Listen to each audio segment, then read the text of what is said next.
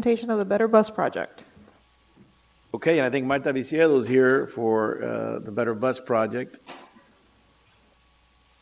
Marta's been working actually with all the municipalities in the county and with the City of Doral. We've attended, we've had representation at the meetings. I think we have this Friday, is it this Friday, Mr. Manager? Or we have a public meeting here, a workshop, That's right, which we need to get out to our residents to make sure that everybody understands that it's their opportunity to weigh in on this effort. Marta, go ahead. thank you. And I think we have a presentation. There we go, from the and Transit Alliance. This is the Quicker to Advance break. Wonderful. Well, these are nice. You just brought them right in the bag and it's all. That or paper clips, and the paper clips get snagged. First of all, I really want to thank you for having me here today. Very much appreciate the time. My name is Marta Viciedo. I am the founder and chair of Transit Alliance Miami. We are a nonprofit organization. I'll talk a little bit about that. So I go through my presentation. I might go a little fast because there's quite a bit to cover. So feel free to slow me down. Sometimes I do speak a bit fast. So again, Transit Alliance, we are an organization that advocates for walkable streets, bikeable neighborhoods, and better public transit. And we do that by getting out in the community, talking to residents, engaging transit riders, but we also go out into the halls of government and advocate very much like I'm doing today. One other thing that we do is we do a significant amount of data and research-based data to understand really what's at the core of the issue that we're trying to address. One of the things that we've done recently, it was one of our very first campaigns, was restore $15 million to the county's transportation budget, which had been stripped in 2017. We've also done things like create a real-time metro rail audit tool. So this is essentially a tool that's telling you real-time which of the trains are arriving late, what's going on at Government Center. We also, when necessary, we go out and we talk about issues that are important to the future of any particular community, and this in particular was on Biscayne Boulevard, talking about pedestrian safety. Today I'm here to talk to you specifically about the Better Bus Project. The Better Bus Project is really important for two reasons, and if I could just simplify them to its very core, 2 out of every 3 of our transit riders is on the bus. That means Metrorail is wonderful, but it's only serving about 1/3 of our population. The other issue is that our bus ridership and our bus system is in crisis. Over the last 5 years, we have lost over 20 million boardings. It's a significant decrease in our service, and that's due to a number of different issues. One of the things that, when we look at our bus system, and you have a map sort of similar to this in your packet, when we look at our bus system, it looks wonderful and healthy and that it goes everywhere. But what that map hides is routes like this, routes that are quite circuitous. You would never drive like this, and this is extremely inefficient, makes it very difficult for people to get from one place to another in an efficient time manner. Another issue is that our county only has 5 routes that come every 15 minutes or less, for all-day service. That is extremely low for a metropolitan area of our size. In your packets, you have a map that says existing bus network. It has the gray on top, the little gray bar on top. This is the map that shows you by frequency which are the routes that are coming every 15 minutes or less all day. These are the ones that show you that there's less than 5. In the city of Doral or anywhere near Doral, there are exactly 0. Oh, sorry. There we go. The last thing, one more thing I want to show you is this map that really highlights the different trolley networks. And without getting too difficult, or to get too much in the weeds of sort of like a difficult and hairy conversation, there are 25 or 26 trolley systems operating within the county, and they are in some instances just kind of duplicating or copying what's happening with the county bus network, adding to a quite fragmented system. So that's why we are here with the redesign of the bus network. It is essentially a project that we have spearheaded as an advocacy organization and are leading to remedy some of these issues. In this system, in this project, there are 3 trolley networks that have been included: City of Miami, Miami Beach, and the City of Coral Gables. It is not because we wanted to exclude anybody else. It is simply because those 3 together make up about 70% of all trolley ridership. So they're huge. Whatever they can accomplish really means moving the entire county forward in terms of trolleys. So a bus redesign essentially means starting from a clean slate, looking at the county the way that from where it is right now. Our bus system has not been redesigned in at least 30 years. And if anybody, I'm a Miami native, if anybody has been here as long as I have, you know that Miami has changed quite a bit in 30 years, in 10 years. The effort is being spearheaded by Transit Alliance. We are working in partnership with the Department of Transportation and Public Works, and we have also brought on the technical expertise of Jarrett Walker and Associates. They're a nationally renowned firm that only does bus redesigns. In terms of funding, this project, it costs a little over $600,000. We have $250,000 that we have secured with the county that was awarded. City of Miami and City of Miami Beach have also pitched in some funds, and the rest we fundraise through organizations like the Miami Foundation, Transit Center in New York, Microsoft, a number of different organizations, including the Health Foundation of South Florida, that have pitched in funding to make this possible. In terms of timeline, where we are right now is, where this project started was an evaluation phase, which we've just completed. We are currently at the concepts phase. So right now this is what we're going to talk about a little bit more.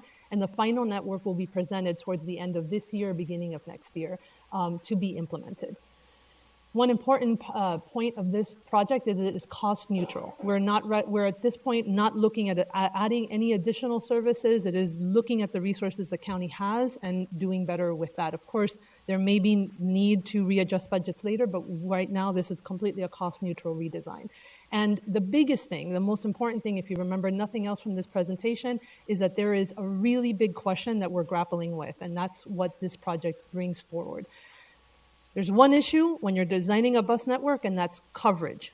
Do you want your bus system to cover as many people as possible within the county, within your neighborhoods, within your municipal boundaries? The other kind of opposing concept is, do you want to improve ridership? If you were to run your bus system as a business purely to increase ridership, this is what your network would look like. It's the difference between routes that kind of are serpentine, they go in and out of neighborhoods, and routes that are very direct and are frequent. We're not taking a side. Transit Alliance as an organization is not taking a side between ridership or coverage. It is the heart of the conversation that we are having as a community, and that we eventually would like the city of Doral to weigh in on. In order to help communities like yours and the county make this decision, we're doing two things. We're providing lots of data, and we're gathering lots of input. On the input end, we've done a number of workshops. We have collected over approximately 2,500 surveys from community members, and we've directly engaged community leaders and elected officials. On the data end, we've done quite a lot. So we've taken into account residential density, employment density, activity density, poverty density, minority density. So lots of different pieces of information, all to come up with an understanding of the existing network. This is called an isochrone. This is essentially telling you how far you can get in government center, 30, 45, and 60 minutes in the existing system. So if you were at government center, this would kind of give you a picture of how far you could get. For context, this is what it looks like if you were with the existing system, if you were in the middle of Dolphin Mall, and how far you can get in Doral, 30, 45, and 60 minutes. The other thing that we've taken into considerable account, and it's how we measure progress, is job access. The amount of job access that, the increase in job access from any redesign, from anything in the redesign. The last piece I want to talk to you about in terms of making this decision is the system analysis. So we've also collected data on all of the boardings throughout our network, so we understand exactly where people are getting on and getting off, and then have really looked at the routes. So again, I mentioned that there's only 5 routes in the county that are coming with any frequency, including in South Dade that has a dedicated busway, and yet we don't have frequent service even there. When you're looking at the city of Doral, there are quite a lot of trolley services, but again, very little in terms of frequency. All of that has come together in a document that's available online. It's called the Choices Report. But that Choices Report, and what's really important about it, is the network concepts, because that was the next stage. And what you have in front of you, we were not able to include this in the presentation because they weren't public yet when we had to submit the presentation, but you have 2 documents. One has a red bar on top, and that's the ridership concept. These are not final plans. They're just ideas. They're concepts to help guide this decision. So this is, as I said earlier, if we were to design our network as if it were a business, and we were really looking to build ridership and making sure that we have lots of frequent service, this is what our county bus network would look like.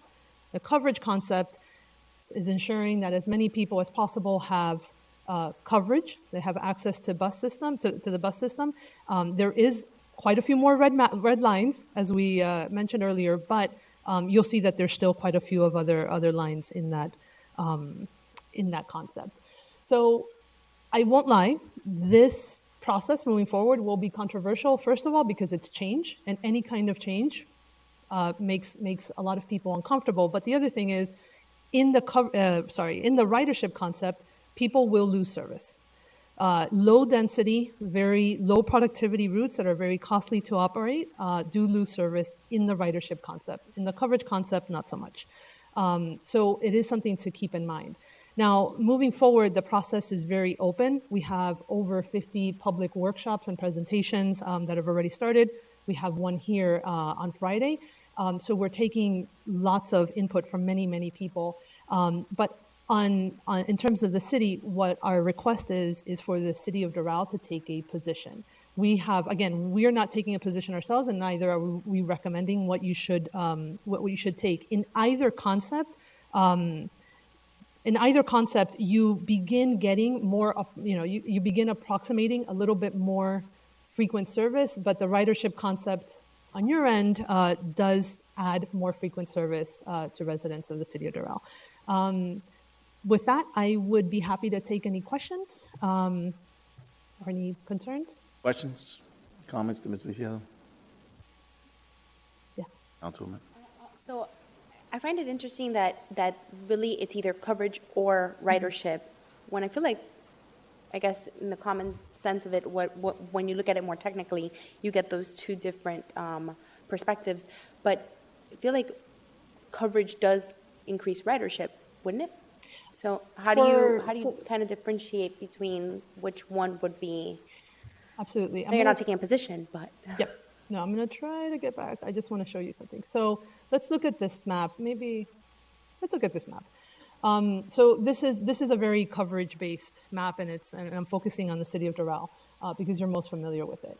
The light blue routes come every 45 or 60 minutes.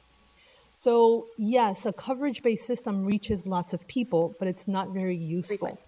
Because if I have to wait 45 minutes, if I'm transferring, if I need to take, let's say the 11, that's a purple route, that's the most, that's a more frequent route, and I need to transfer over to the 57 or the 238 or the 87, and I miss my transfer by 5 minutes, which is something that most riders experience regularly, I'm waiting another 45 or 60 minutes.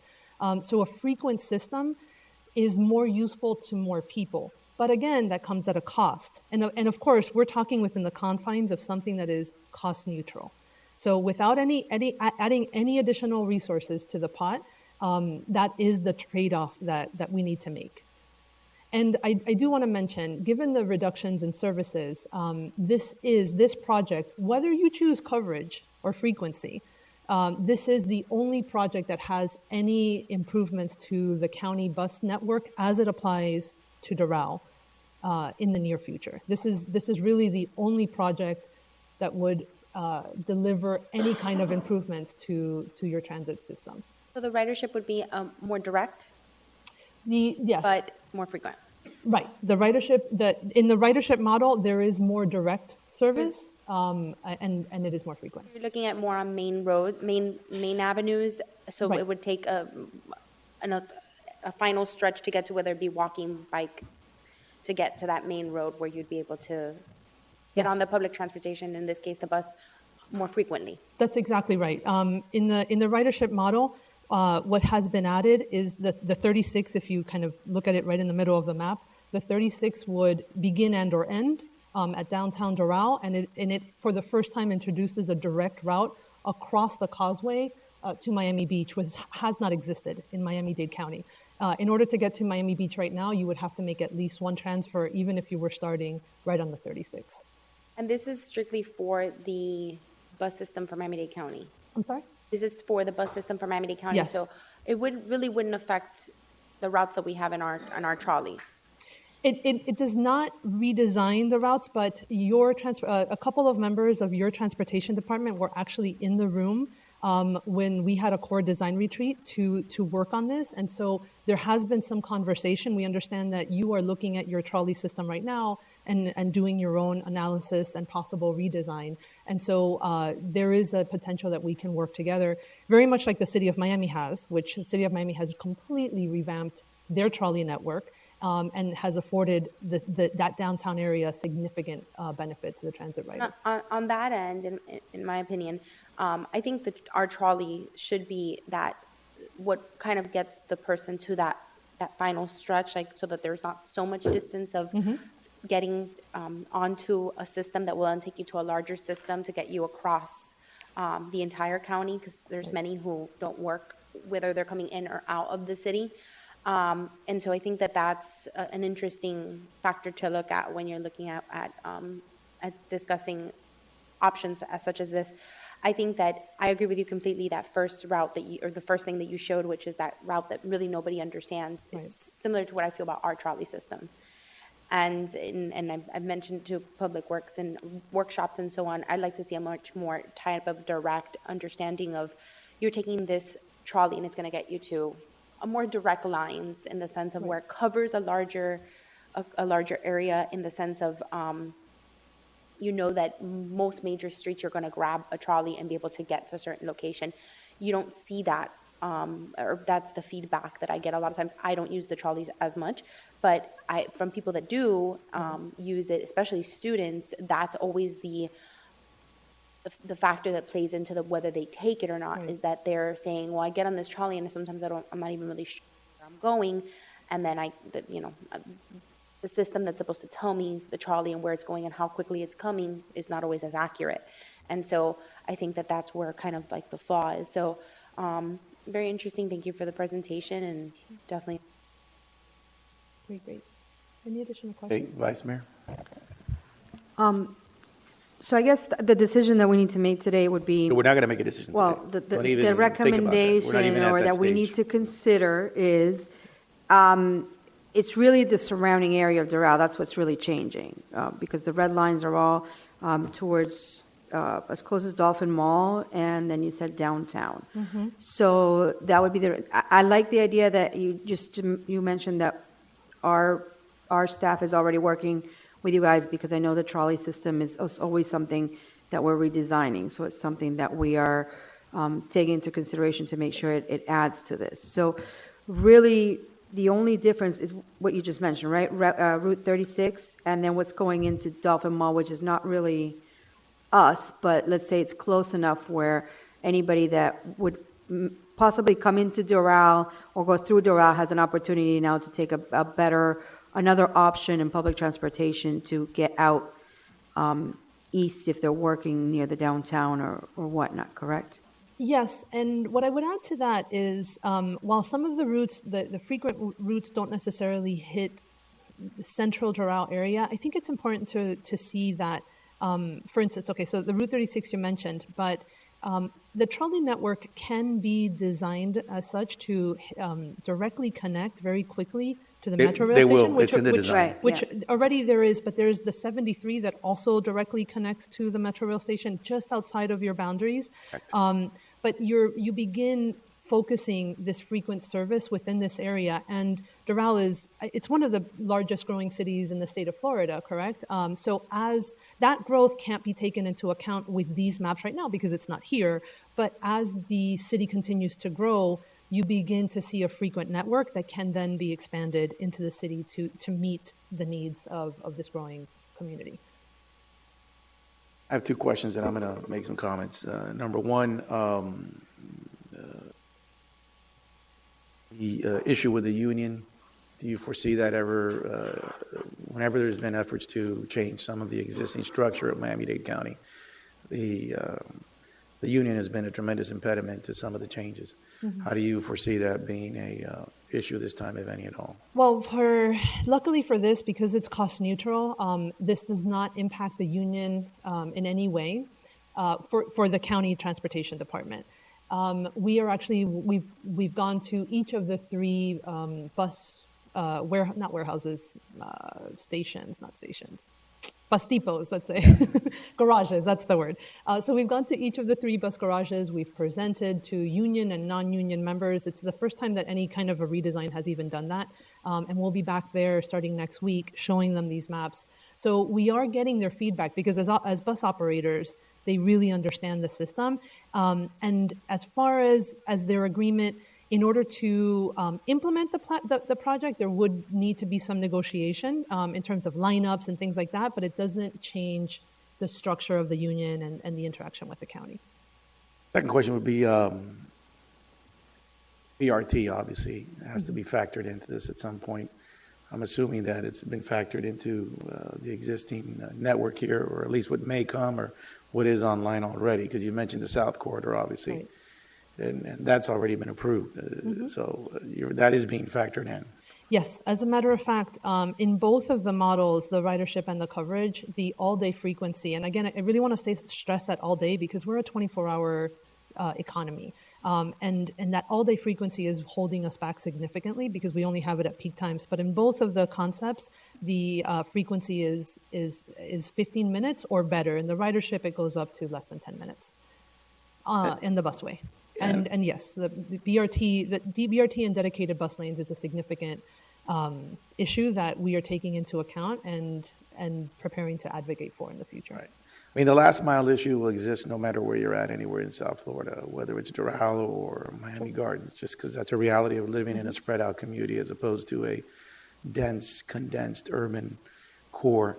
Two things, to bring the historical perspective. One of the reasons we fought for our portion of the half penny sales tax and went to court actually and sued Miami-Dade County to get our portion, which now allows us to have the trolley, is because we did not have, and still even looking at these maps for those who understand the bus service in Doral, it never went where the growth was at. It stopped at about 87th Avenue traditionally. It's been expanded slightly, but certainly not anywhere near where the majority of the new residents are at.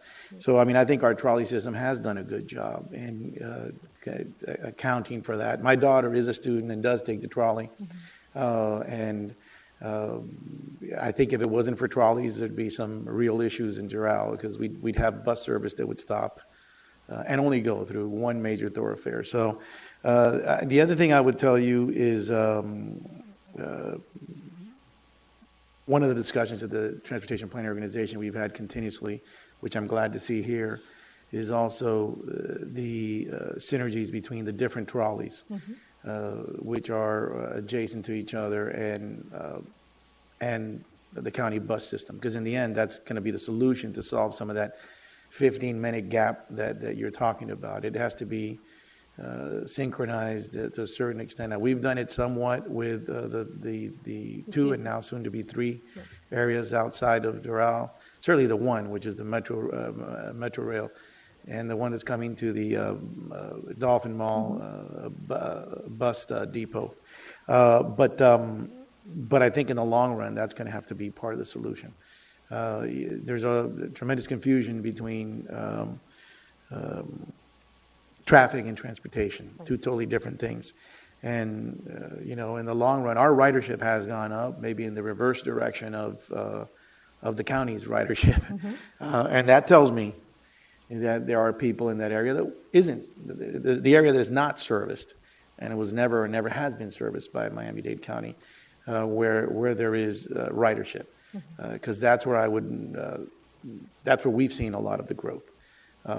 Traditionally, the growth here was the bus stops were, like I said before, historically stopped at about 87th. Right. And then they screeched over to 97th. That's about as far as on 36th, 41st. It was not even, it was very little in other parts. Now we've seen a little bit of growth. So I applaud you for that. I'm a little bit, I know it's Friday. It's going to be tough, but we got to get the word out, Mr. Manager. I don't know how you do it, Marco, since you're filling in for the able Maggie. We need to make sure that this gets put out not only in Doral, but make sure that you let the Fontainebleau area and the adjacent areas know that we do have this workshop. I want to thank you, and I want to thank our staff that has taken the time to be at these meetings and Rita does a really good job. I'm telling you, Yes, she does. she's very good. She's on top of this transportation, and certainly, Marta, I want to thank you for taking this initiative, because if we're going to solve the traffic / transit / transportation issue, the 3 Ts Right. in Miami-Dade County, somewhere down the road, something like this would go a long way to doing that. So thank you very much for your time. Thank you for having me. I'm always available via email or cell phone. Lots of people just call me up. So I'm happy to take any questions at any point between you and your staff and Thank you, you. Commissioner. Thank you.